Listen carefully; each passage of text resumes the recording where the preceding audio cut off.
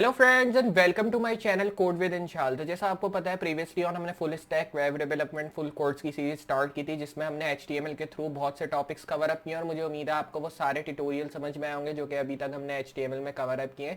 जैसे आपने देखा कि प्रीवियस वीडियो में मैंने आपको करेक्टर सेट्स के बारे में बताया और मुझे उम्मीद है आपको वो वीडियो जरूर पसंद आई होगी। तो आज की वीडियो में हम देखेंगे बेसिकली एचटीएमएल में यूआरएल्स क्या होते हैं जिनका फुल फॉर्म होता है यूनिफॉर्म रिसोर्स लोडर। तो आज मैं आपको यूआरएल के बारे में बताऊंगा कि अगर हम HTML में URL का यूज़ करते हैं तो कहाँ हमें यूज़ करना चाहिए, किस तरह यूज़ करना चाहिए और कौन से एलिमेंट में URL का यूज़ करना चाहिए। तो आज की वीडियो में हम कवर अप करेंगे हर चीज़ URL के बारे में जो कि हम HTML डॉक्यूमेंट में यूज़ करते हैं। तो मुझे उम्मीद है आपको आज की ये वीडियो पसंद आएगी। तो अगर आपको आज की वीडियो पसंद आए और अच्छी लगे तो वीडियो को लाइक करना ना भूलें, चैनल पर नए तो चैनल को सब्सक्राइब कर दें और साथ ही साथ नोटिफिकेशन बेल भी ऑन कर दें ताकि इस तरह की कोई भी वीडियो मैं अपलोड करूँ फ्यूचर के अंदर उसका नोटिफिकेशन पहले आपको मिले। तो चले वेट किस बात का, चलते कंप्यूटर स्क्रीन के ऊपर एंड लेट्स गेट स्टार्टेड। तो आ चुके हम लोग कंप्यूटर स्क्रीन के ऊपर। जैसा मैंने आपको बताया कि आज की वीडियो में मैं आपको HTML में URL के बारे में बताऊंगा जिसकी फुल फॉर्म है यूनिफॉर्म रिसोर्स लोकेटर्स।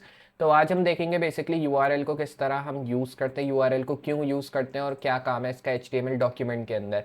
अगर हम सिंपल बात करें यूनिफॉर्म रिसोर्स लोकेटर्स की जिसका short form है URL. तो basically a URL is another word for a web address. A URL can be composed of words, example like w3schools.com or an internet protocol IP address, example 192.68.20.50. तो इसमें ये हमें सिर्फ simple बता रहा है कि URL एक अदर वर्ड आप कह सकते हैं जो कि वेब एड्रेस के लिए हम यूज़ करते हैं। और URL कंपोज होता है बहुत सारे वर्ड्स में जिसको आप एज लेटर्स भी यूज़ कर सकते हैं या अगर आप इसको as a internet protocol use करना चाहते हैं तो उसके लिए भी यूज़ कर सकते हैं जिसको शॉर्ट में हम आईपी एड्रेस कहते हैं। तो अगर आप किसी भी यूआरएल को एज आईपी एड्रेस यूज़ करना चाहते हैं तो एज अ नंबर आप किसी भी यूआरएल को एज आईपी एड्रेस भी यूज़ कर सकते हैं। Most people enter the name when surfing because names are easier to remember than numbers. तो सिंपली ये हमें सिंपल वही चीज़ बता रहा है जो कि मैंने ऑलरेडी आपको प्रीवियस वीडियो में एंटिटीज़ में भी बताई थी कि पीपल जो है वो नेम ज़्यादा एंटर करते हैं यूआरएल के अंदर भी ताकि वो जो है ईजिली उसको रिमेंबर कर सके। क्योंकि ऑब्वियसली जब आप ये नंबर ऐड करेंगे 19268 ऐसे करके एग्जाम्पली अगर आपने ऐसा नंबर ऐड किया तो ऑब्वियसली नंबर याद करना थोड़ा सा मुश्किल होगा। लेकिन वहीं पे अगर हम कोई भी नाम ऐड करते हैं जो कि रिलेटेड होगा हमसे ही, चाहे हम अपना नाम लिख दें या किसी और का, तो वो नाम जो है हमें रिमेंबर रहेगा क्योंकि वो नाम ऑब्वियसली हमने ऐड किया होगा इसलिए। वहीं पे अगर यूआरएल की और बात करें कि यूनिफॉर्म रिसोर्स लोकेटर क्या होता है तो web browser request pages from web servers by using a URL.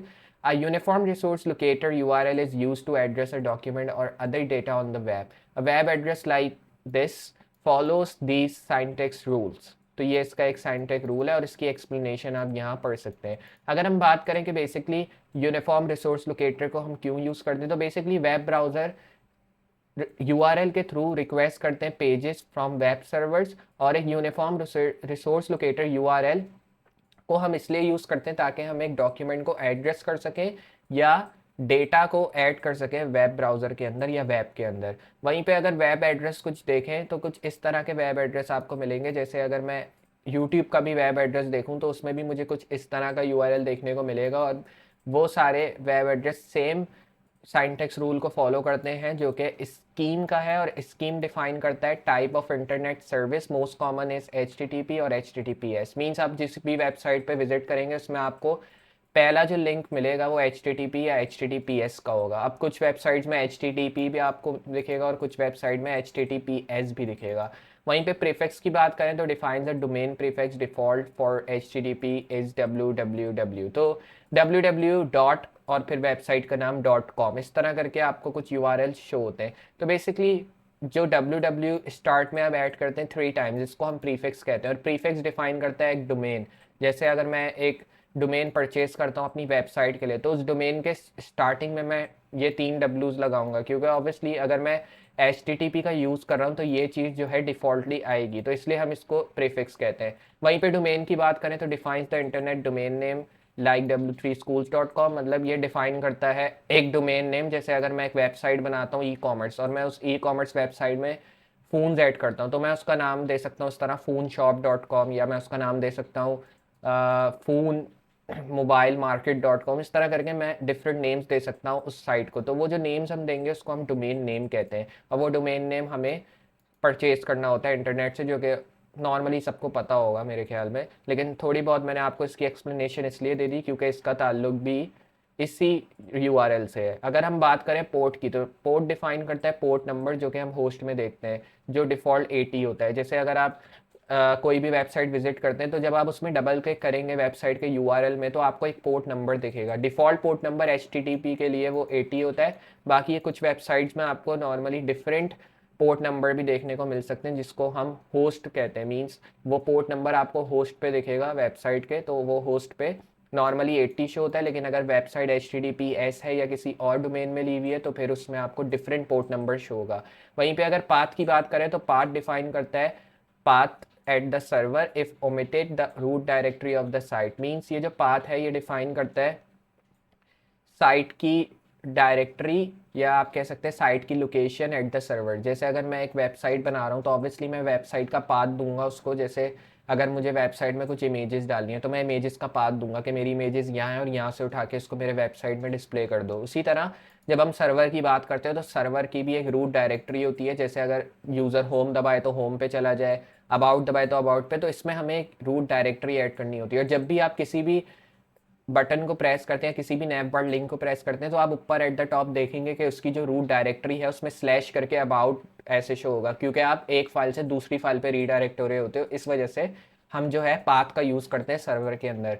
वहीं पे अगर फाइल नेम की बात करें तो फाइल नेम सिंपल चीज़ है, defines the name of a document और रिसोर्स। मतलब किसी भी फाइल को अगर आपको नेम या डॉक्यूमेंट और रिसोर्स को नेम देना है तो उसके लिए आप जो है फाइल नेम का यूज़ करते हैं। कॉमन यूआरएल स्कीम्स यहाँ पे आप देखेंगे कि किस तरह आप जो है यूआरएल को एज कॉमनली यूज़ कर सकते हैं, जो टेबल आपको देगा। जैसे अगर मैं स्कीम HTTP यूज़ करता हूँ, जो कि जो है फुल फॉर्म जिसकी हाइपर टेक्स्ट ट्रांसफर प्रोटोकॉल, और इसको हम इसलिए यूज़ करते हैं क्योंकि ये इनक्रप्टेड नहीं होता, और इसको हम कॉमनली वेब पेजेस के अंदर यूज़ करते हैं। वहीं पे HTTPS की बात करें तो इसकी फुल फॉर्म है secure hyper text transfer protocol, जो कि वेबसाइट्स को सिक्योर करता है और ये इनक्रिप्टेड होता है। अब HTTP और HTTPS में फ़र्क ये है कि HTTP भी आप यूज़ कर सकते हैं, लेकिन ये ज़्यादा सिक्योर नहीं होता। वहीं पे अगर HTTPS की बात करें तो ये ज़्यादा सिक्योर ट्रांसफ़र प्रोटोकॉल होता है, और मेरे ख्याल में HTTPS ज़्यादा अच्छा है अगर कोई बड़ी ई-कॉमर्स साइट वगैरह बना रहा है, क्योंकि इसमें सिक्योरिटी ज़्यादा होती है। वहीं पे HTTP की बात करें तो इसमें आपको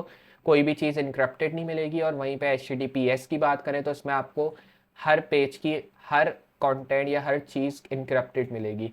FTP की फुल फॉर्म है फाइल ट्रांसफ़र प्रोटोकॉल, और इसको हम इसलिए यूज़ करते हैं ताकि हम कोई भी फाइल डाउनलोड या अपलोड कर सकें। फ़ाइल की बात करें तो फाइल नॉर्मली आपके कंप्यूटर में आपको मिलती है, इसको हम फाइल कहते हैं। अगर URL इनकोडिंग की बात करें तो URLs can only be send over the internet using ASCII character set. If a URL contains characters outside the ASCII set, तो URL has to be converted.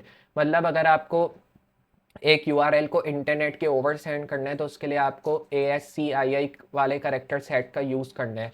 अगर URL कंटेन करता है character outside this character set, तो URL को convert होना होगा। अगर URL encoding converts होती है नॉन ASCII करेक्टर्स में, तो वो फॉर्मेट हो जाएगी ट्रांसमिटेड। मींस वो फॉर्मेट होके ट्रांसमिट होके ओवर द इंटरनेट चली जाएगी। मींस वो डायरेक्टली फॉर्मेट होगी और फिर ट्रांसमिटेड होके वो ओवर द इंटरनेट जाएगी। तो इसीलिए URL encoding replaces non-ASCII characters with a % followed by hexadecimal digits. So URL cannot contain spaces. URL encoding normally replaces a space with a plus sign or %20. Means URL में कभी भी आपको spaces नहीं मिलेंगे, और URL encoding normally replace करती है एक स्पेस जो कि प्लस साइन और %20 के जितनी होती है। अगर आप इसको खुद ट्राई करना चाहें तो आप कर सकते हैं। जैसे अगर आप एक सबमिट की बटन को क्लिक करते हैं तो वो ब्राउज़र में URL इनकोड होगा और फिर वो इनपुट करेगा, लेकिन इनपुट करने से पहले वो उसको सेंड करेगा सर्वर के ऊपर। फिर जो पेज आपको सर्वर में डिस्प्ले होगा वो रिसीव्ड इनपुट वाला होगा। Try some other input and click submit again. मतलब आप कुछ और इनपुट डाल के भी सबमिट बटन जब दबाएंगे तो आपको सेम चीज़ रिपीट होती हुई नजर आएगी, जो कि एट द टॉप मैंने आपको बताई। वहीं पे ASCII इनकोडिंग एग्जांपल्स देखेंगे तो इसमें कुछ इस तरह की इनकोडिंग एग्जांपल्स मिलेंगी आपको। जैसे अगर आपको डिफरेंट करेक्टर्स को विंडोज़ 1 to 5 वाले करेक्टर सेट से यूज़ करना है तो किस तरह यूज़ कर सकते हैं। और डिफ़ॉल्ट करेक्टर सेट HTML5 में UTF-8 होता है, जो कि मैंने आपको ऑलरेडी प्रीवियस वीडियो में बताया था, लेकिन इस वीडियो में इसलिए बता रहा हूँ क्योंकि अगर आप यूज़ करते हैं URL का तो वहाँ पे भी इस करेक्टर सेट को यूज़ करना ज़रूरी है, आप बहुत सारे और करेक्टर सेट्स का भी आप यूज़ कर सकते हैं। तो ये पूरा एक टेबल है जिसमें आपको डिफरेंट सिंबल्स और इमोजीज मिलेंगे जिनका आप यूज़ कर सकते हैं इस करेक्टर सेट के थ्रू, और आप जो है यूआरएल्स को उसके अंदर ऐड कर सकते हैं। तो यूआरएल को जस्ट आपको इस तरह यूज़ करना है कि जब आप यूआरएल को ऐड करें तो यूआरएल कुछ इस तरह का हो जिसमें आपको वेब ब्राउज़र के थ्रू रिक्वेस्ट मिले वेब सर्वर के ऊपर, क्योंकि इसी को हम यूआरएल कहते हैं और इसकी जो फुल फॉर्म है वो यूनिफॉर्म रिसोर्स लोकेटर है। तो मुझे उम्मीद है आपको आज की वीडियो में यूआरएल के बारे में समझ में आया होगा कि बेसिकली यूआरएल को हम क्यों यूज़ करते हैं, किस लिए यूज़ करते हैं, यूआरएल का क्या काम है। तो अगर आपको आज की ये वीडियो पसंद आई और अच्छी लगे तो वीडियो को लाइक करना ना भूलें, चैनल पे नए तो चैनल को सब्सक्राइब कर दें और साथ ही साथ नोटिफिकेशन बेल भी ऑन कर दें ताकि इस तरह की कोई भी फ्यूचर वीडियो मैं अपलोड करूं फ्यूचर के अंदर उसका नोटिफिकेशन पहले आपको मिले। और वीडियो को लाजमी शेयर कर दें ताकि और भी लोग सीख सकें कि किस तरह हम HTML के थ्रू ये अमेजिंग चीज़ें कवर अप कर सकते हैं। तो मैं मिलता हूँ अगली वीडियो में इसी तरह की अमेजिंग और हेल्पफुल ट्यूटोरियल्स के साथ। तब तक के लिए गुड बाय।